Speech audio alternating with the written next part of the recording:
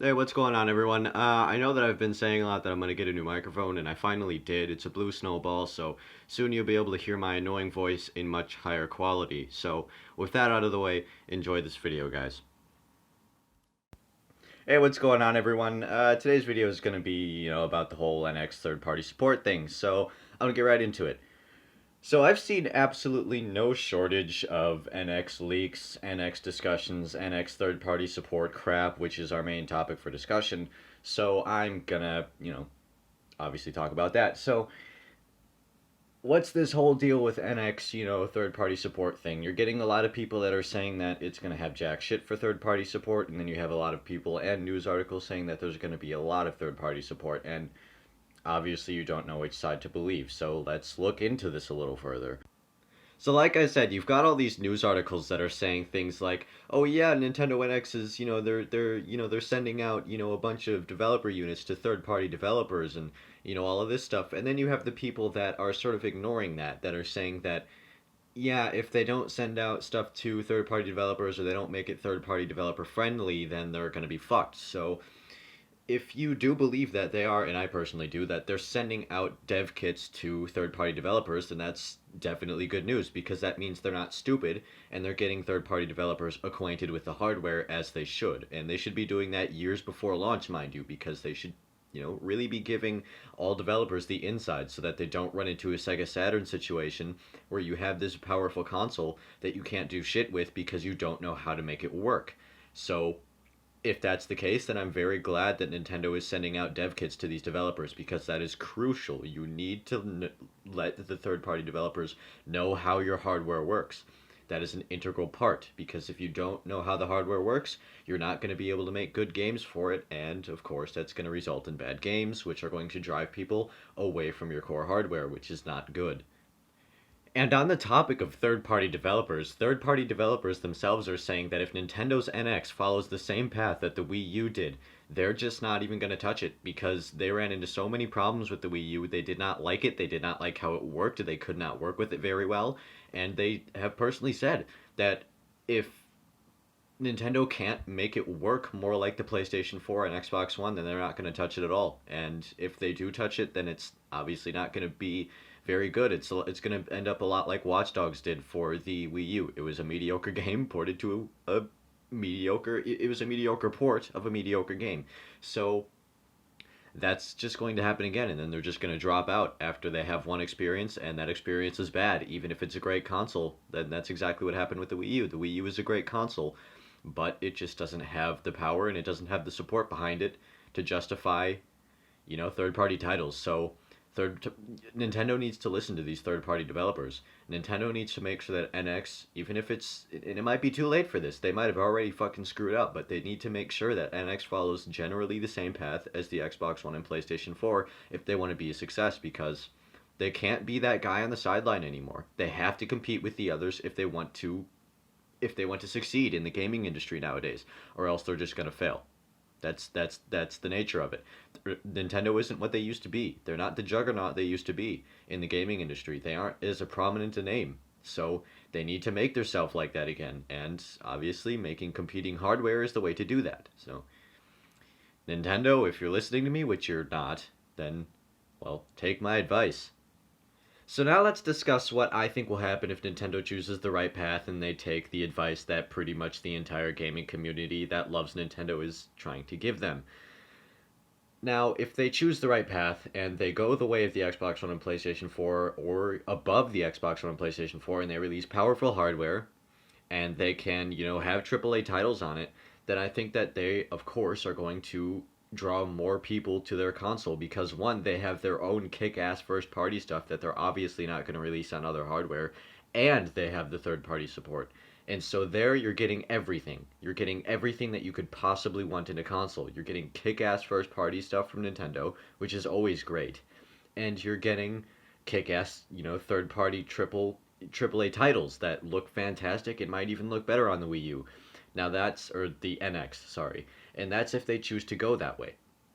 That's if they choose to go that way. But we are assuming that they're going to do that for this segment. So, and let's say, within a year they sell something like, maybe 8 to 10 million units, which would be really kick-ass if they did. Um, and they're doing wonderful for themselves, and they're making a shit ton of money, and their stock price is going up like all hell, and all of that. And then they're the biggest name in gaming. Yay, Nintendo wins. Everyone's happy. Let's go, play our NX, whatever. So that would be great. That would be great if Nintendo would realize and get over their fucking arrogance and say, what the hell are we doing? Let's, release a kick-ass console that competes with the other two. That, they would honestly make a killing because they'd have the support of their first-party shit, which is fan-fucking-tastic, and they would have the third-party support from big-name developers. Your Ubisoft, your Activision, your... I could fucking name them all. They would have the support from all of those fuckers. Even Rockstar for Grand Theft Auto fucking 6 or something. They would have all that support. But now let's get on to what will happen if they decide not to go the right way. And this is the part that always is going to make me sad, because I don't want to see Nintendo fuck up more than they already have, because I don't think they have very much longer to continue fucking up. Nintendo, if they continue to fuck up, and if they continue to release shoddy hardware and crap like that, if they continue to release, Wii U-esque sort of stuff, then I don't know how much time they've got left. They're going to lose a shit ton of money, and they're just going to go in the shitter. And they're basically going to be reduced to nothing if they keep doing this, because they're just going to lose so much money, and they're going to give up because they won't, they'll... And the thing is that if they die, they won't realize why, and that's the worst fucking part of this. It's like what I always say about stupid people. You lead the most miserable existence when you're so stupid you don't know that you're stupid. That's basically Nintendo's situation right now. They're so arrogant right now that they don't know how arrogant they are, and it's beyond the point where they can fix it. And hopefully that's not 100% the case. Hopefully they can, snap out of it and say, oh, what the fuck are we doing? And release kick-ass hardware. But I do think that after this next console, they're going to go the way that the Dreamcast did. They're just going to let it die, and they're just going to pull out from the hardware business, because I don't see them going any further than the NX, to be completely honest with you anyways. Because consoles are dying. At least that's what I'm viewing things as, because mobile gaming is absolutely fucking explosive. It's bigger, it's getting bigger and bigger by the day. And that's a problem for console gamers, and that's a problem for any gamer, because that means that more focus is going to be put onto the mobile games market than the actual AAA kind of shit.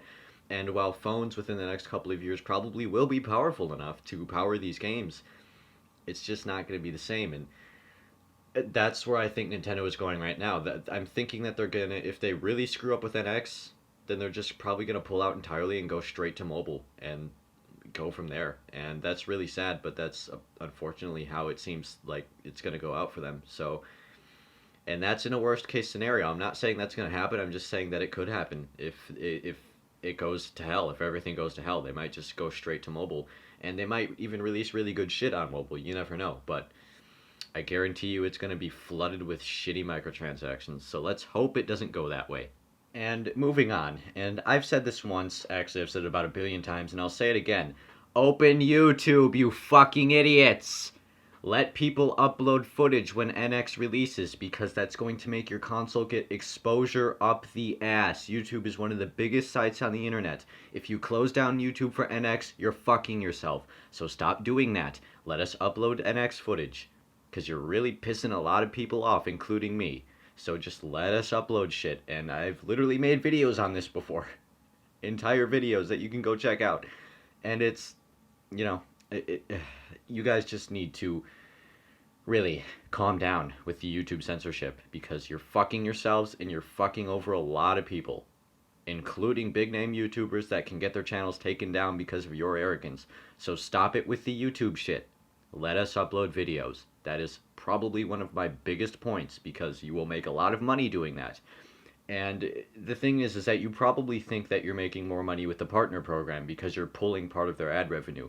I guarantee you're going to make more money because you have more exposure on YouTube, not because you have small amounts of exposure and you make small amounts of money. That's not making you very much money to begin with. because very few people know about your partner program and very few people care because they know that they're not going to get their full ad revenue out of it. So not many people are enrolled in the partner program. And the people that aren't really happy with it. And the thing is that you could be making so much more money because if you just let everyone upload videos, then you'll get exposure from everyone, and then everyone's gonna want to buy an NX when they see that experience. They're like, "Holy crap, that looks fantastic! I want to buy that." And I'm not gonna get too far into this because I've already made an entire video about it. So if you want to go watch that, I'll put it in the video. So on to my next point. Now that was just a nice little digression onto something else, and now I'm going to get back onto the point of third-party support. So Nintendo, when it comes to third-party support, it might be a good idea to try and get some third-party exclusives in there because, again, you really want to attract people to your hardware, and I think third-party exclusives are a massively good way to do that because a lot of people are going to say, "Holy crap, like, Ubisoft or whatever is making this game, and I really want that, but I can't get it on my PS4 or Xbox One, and it's on Wii U, and it looks really good on Wii U. Fuck, you know what? I'm gonna go buy it." That sort of thing. That'll attract a lot of customers, and they may not be the happiest of customers, but it will still attract customers, and that's just something to think about. Attracting third-party developers to make exclusives for your console. It's a good idea, but it's the lesser of multiple evils. Let's just put it that way. So, just think about that one for a little bit. And mind you, even if those customers aren't very happy, you can make them happy when they come to your console. Let them know that they're welcome on your console. Release stuff for them. Cater to them. Cater to that gamer audience. The Cheeto eating, Dorito eating, Mountain Dew drinking people like me. Cater to us. Because that's going to attract a lot more people and subsequently a lot more third-party support because a lot of people are moving over to your platform. The more people that are on your platform, the more third-party support you are going to get. That is a fact. And in conclusion, I just want to just restate everything I've said here. So Nintendo, allow exposure to your console. Tell developers what they're working with before you send it to them and while you're sending it to them and while they're working with it and all of that shit. And just please let the gaming community promote your stuff. That is very important. Also, work on getting that third-party support. Work on getting those third-party exclusives. Make sure that you have the support to back up the console. That is obviously probably going to be great because it's going to be different. It's going to bring new things to the table, like Nintendo was always known for. And just make it kick-ass. Just make everything kick-ass. That's like the biggest advice I can give you. Just make it kick fucking ass. So that's the end of this one, guys. Put your thoughts in the comments box below. Remember to subscribe and like the video. That really does help a lot. It lets me know that I should continue doing this. And I'll see you in the next one.